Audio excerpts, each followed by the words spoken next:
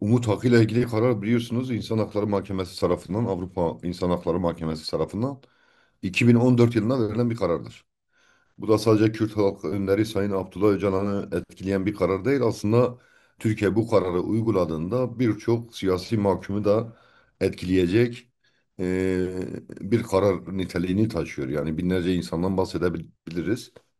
Dediğim gibi 2014'ten beri Türkiye bu kararı uygulamıyor. Uygulamadığı için de zaten konsey bünyesinden de şu anda en sıkıntılı ülkelerden biri de konseye üye olan ülkeler arasından ben söylüyorum Türkiye'dir. Sadece öncelikle ilgili karar da değil birçok kararı da uygulamamakla birlikte Kavala kararıdır, Yüksekdağ Demirtaş kararıdır ve buna benzer birçok kararı da uzun bir süredir uygulamıyor, uygulamaktan imtina ediyor. Tabii ki Bakanlar Komitesi'ne sadece bu sefer değil, bu son oturumda değil, Bakanlar Komitesi'ni temsilen başkanı her 3 ayda bir konseyde oturumlara katılıyor ve her defasında da gerek biz olalım, gerek bizim oradaki siyasi grubumuza mensup olan arkadaşlarımız olsun. Hem soru sorarak hem de bunu gündemleştirmek için bizden önce de arkadaşlarımız bu anlamda büyük bir çaba içerisinde olduğu ve bu çaba devam ediyor. Şu anda da devam ediyor. Tabii sorduğumuz soru da tabii ki şu minvaldeydi. Yani konseyin İkinci Dünya Savaşı'ndan sonra konsey bir amaç çerçevesinde kuruldu. Üç temel ilkesi var. Bu üç temel ilke üzerine kurulan bir kurumdan bahsediyoruz. Nedir bunlar? Demokrasi, hukuk ve insan hakları. Şimdi bu üç temel ilke siyaset üssü, partiler üssü ilkelerdir. Yani bir daha bir dünya savaşı yaşanmasın, bir daha sorunlar yaşanmasın diye üye olan ülkeler bu anlamda var olan bu ilkelere yani üç prensibe uyuyorlar mı, uymuyorlar mı temelinde bunu komisyonları vasıtasıyla tabii ki komisyonlar vasıtasıyla ele alan, inceleyen ve buna göre de farklı yaptırımları uygulayan bir kurumdan bahsediyoruz. Sorunun içeriğine gelince de şunu söyledik. Yani madem bu üç tane ilke varken 2014'te verilen bu karar da ortada duruyorken ki İnsan Hakları Mahkemesi kararı da biliyorsunuz Türkiye'de de anayasaya göre de bağlayıcıdır. Uygulanması gerekir ve bağlayıcıdır. Buna rağmen 11 yıldır bu kararın uygulanmamasını neyle açıklıyorsunuz? Yani bu üç ilke dururken bu üç ilkeyi yıpratmıyor mu? Bu üç ilkeye zarar vermiyor mu? Konseyin kuruluş amacına zarar vermiyor mu? İnandırıcılığını yitirmiyor. Verilen cevap da gerçekten bugüne kadar verilen cevaplardan farklı bir cevap değil. Soruya doğrudan verilen bir cevap olmadı. Şimdi istediğiniz tarafa çekebileceğiniz cevaplar, politik, siyasi cevaplar olduğu için net bir cevap değildi ve dediğim gibi soruyu direkt cevaplayan bir şey de değildi. Açıklama da değildi. Yani etrafında dönüldü. Sorunun etrafında dönüldü. Dediğim gibi soru açıktı, netti. Kürt halkı önderiyle ilgili verilen kararla ilgiliydi. Ama dediğim gibi komitenin başkanı birçok kararı örnek vererek ve diplomatik bir cevap verdi diyelim. Bu sadece bir kararla ilgili değildi ama. Azerbaycan tekrar hem muhaliflere yönelik yaklaşımı hem gazetecilere yönelik yaklaşımı hem verilen kararlara uymama hem işte seçimlerde gözlemci heyet gidecek konsey adına bunu kabul etmeme noktasında ısrarla yıllardan beri gelen bir tutum sergiledi. Rüşvet olaylarına karışma konseyde düşünebiliyor musun? Bunlara karıştığı için en son noktada buraya geldi. Bu yaptırımı Türkiye'de rahatlıkla uygulayabilirler. Türkiye'yi de konsey dışına itebilirler. Süre verebilirler. Bu sürede bu kararların uygulanmaması durumunda Türkiye'den delegasyonu da kabul etmeyebilirler. Bu mümkün. Ama dediğim gibi hem jeopolitik anlamda yani coğrafik anlamda politik açısından da Türkiye'nin önemi var. Tabii NATO'nun en güçlü askeri anlamda diyorum üyelerinden biri. Ticaretiyle Avrupa ülkeleriyle en yoğun ticareti olan ülkelerden biri.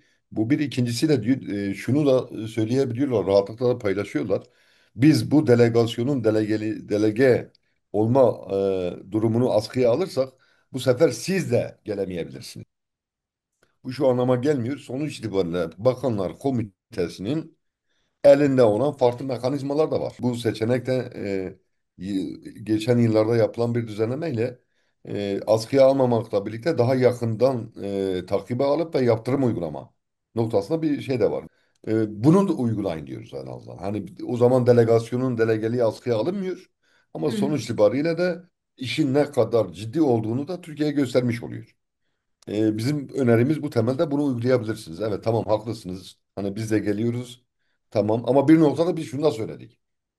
Bu uygulanmama, yani kararları uygulamama ısrarıyla Türkiye sadece Türkiye'deki muhalif kesimlere veya hukuksuzluğa uğrayan, insan hakları ihlal edilen kesimler açısından evet, ben ne yaparsam yapıyorum, bak hiç kimse bir şey yapamıyor algısını vermek yanında sonuç itibariyle konseyin kuruluş amacını da, kurumun kuruluş amacını da, varlık sebebini de diğer üyelere de sorgulatan noktaya getirmiş durumda. Yani ülkeler, bu denetleme de ülkelerle ilgili üç aşamalı oluyor. Türkiye sürekli denetim altında olan bir ülke. Yani geçici denetim var, sürekli var ve denetim sonrası var. Sonrasında da evet, hani düzenlemeler oluyor. Uymaya çalışıyor konseyin mevzuatına, uymaya çalışıyor üye ülke, ama bir de kontrol amaçlı tekrar, yani sonrasında da belli bir süre o üye ülkeler, ama Türkiye sürekli denetimde. Düzelsin, çünkü sonuç itibariyle anlayış değişmiyor, uygulamalar değişmiyor. Türkiye'de de bu aynı şekilde devam ediyor. Şimdi kararı vermiş, karar detaylı bir şekilde her şeyi anlatıyor. Uygulamaya gelince zamana yayılıyor. Bu mahkemenin suçu değil. Mahkeme görevini yerine getiriyor, kararı veriyor, ama uygulatma noktasında neresi var? İşte komite diyorsunuz. Komite ne yapıyor? Komitede mesela Kürt Halk Önderi ile ilgili 11 yıldır zaman ayırıyor. Şunu da söylüyoruz. Diyoruz ki ya 11 yıl önce bu karar uygulanmış olsa hem Sayın Öcalan hem siyasi tutsakların birçoğu bundan faydalanacak. Bir ikincisi de bir Kavala, bir Yüksekdağ, bir Demirtaş gibi kararlar, durumlar da söz konusu olmayacaktı. Bunları tartışmıyor olacaktı. Dolayısıyla burada artık bir adımın atılması lazım. Sözle değil. Yani bir noktada artık biz de gelmiyorsak biz de gelmeyelim. Ama ciddi olduğunuzu, kararlı olduğunuzu hem bizler açısından hem de diğer üye ülkeler, Türkiye'nin kötü örnek olduğu üye ülkelere de açık, net bir mesaj olur.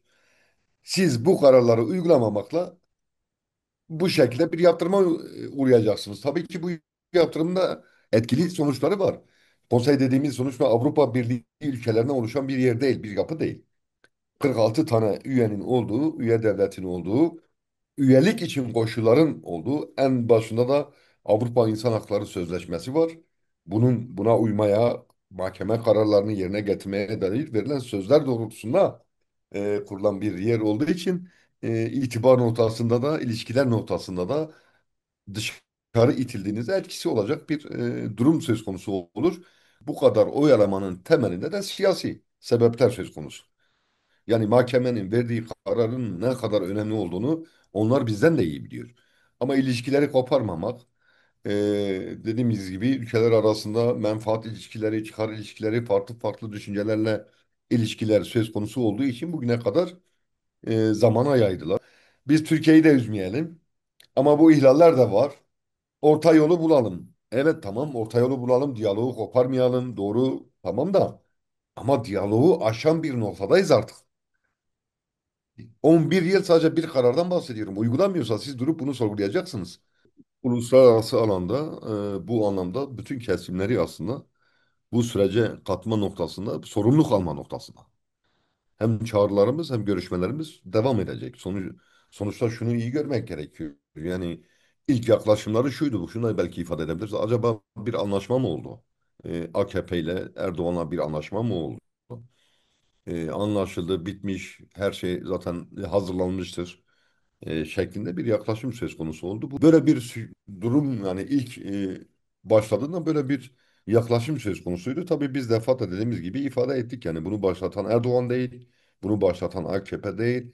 Bunun ilk çağrısında bulunan Devlet Bahçeli'dir ve Devlet Bahçeli neyi temsil ettiğini de kendilerine uygun bir dille anlatmaya çalıştık, anlatıyoruz da. Ama şunu da söylüyoruz. Bakınız, Sayın Abdullah Öcalan'ın PKK üzerinde, Kürt halkı üzerinde siz bugüne kadar etkisi olmadığını düşünüyordunuz. Bakınız ne kadar büyük bir etkiye sahip olduğunu yaşayarak hepimiz görüyoruz. Çağrısını yaptı, PKK kongresini topladı ve sonrasında siyasi bir merasimle, siyasi mesajlar içeren bir merasimle de silahlar yakıldı. Bu hiçbir yerde böyle bir durum söz konusu değil. Dünya örneklerinde buna benzer. Aynı demiyorum, buna benzer hiçbir meselede böyle adımlar atılmamıştır. Bu büyük bir adım, büyük tarihi bir adım ve her kesime de, bakınız her kesime de tarihi sorumluluklar yükleyen bir adımdı. Şimdi siz eskiden PKK'yı terör örgütüdür, şudur budur, Türkiye'nin bununla mücadele etme hakkı var diyordunuz da. Şimdi PKK silahları yakıyor. Diyor ki hem içeride hem dışarıda uluslararası kurumlara, partilere, kadın örgütlerine, gençlik örgütlerine çağrıda bulunuyor. Bu meseleyi siyasi yoldan biz bir karar aldık. Siyasi yoldan çözülmesi noktasında kararlılığımızı gösteriyoruz. Siz ne yapacaksınız? Şimdi Türkiye artık size ne diyecek? Türkiye'ye nasıl müsamaha göstereceksiniz bu noktadan sonra? Bu artık bu mümkün değil. Bunun mümkün olmadığını biz ifade ediyoruz. Böyle oturarak, izleyerek de olmuyor. Ciddi Kürt meselesi Türkiye'de çözümü demek, bunun Orta Doğu coğrafyasına yansıması olacak. Bölgeye tümüyle yansıması olacak ve Avrupa'ya da yansıması olacak. Sorumluluk almak istiyorsanız bugüne kadar bunu diyordunuz. Gerekçeniz PKK'ydı. Bu gerekçe de hem Türk devletinin elinden alınmış oldu, hem sizin elinizden alınmış oldu. Ve bugünden sonra gerçekten Kürt meselesinin çözümü, Kürt halk önderinin fiziki koşullarının, fiziki özgürlüğünün sağlanması, umut hakkı kararının uygulanması noktasında tüm sorumluluk size aittir. Bundan sonra bir gerekçeniz, bir bahaneniz yok. Biz hiçbir bahaneyi kabul etmiyoruz. Ve gerçekten belirttiğiniz gibi Türkiye sizin için önemli bir ülke ise konseyin kuruluşundan beri konseye örnek vererek söylüyorum ve Avrupa açısından da önemli bir ülke ise bu noktada demokrasiye, insan haklarına ve hukuka yaklaşması, uyması hepinize fayda sağlar. Bunun temelinde de tabii ki Kürt meselesinin çözümü var. Dinlemeniz lazım, gitmeniz lazım, tartışmanız lazım. Sayın Öcalan'la da Kürtlerle de farklı kesimlerle de bu şekilde aktif bir rol. Bakınız aracı olun demiyoruz. Bu ayrı bir konudur.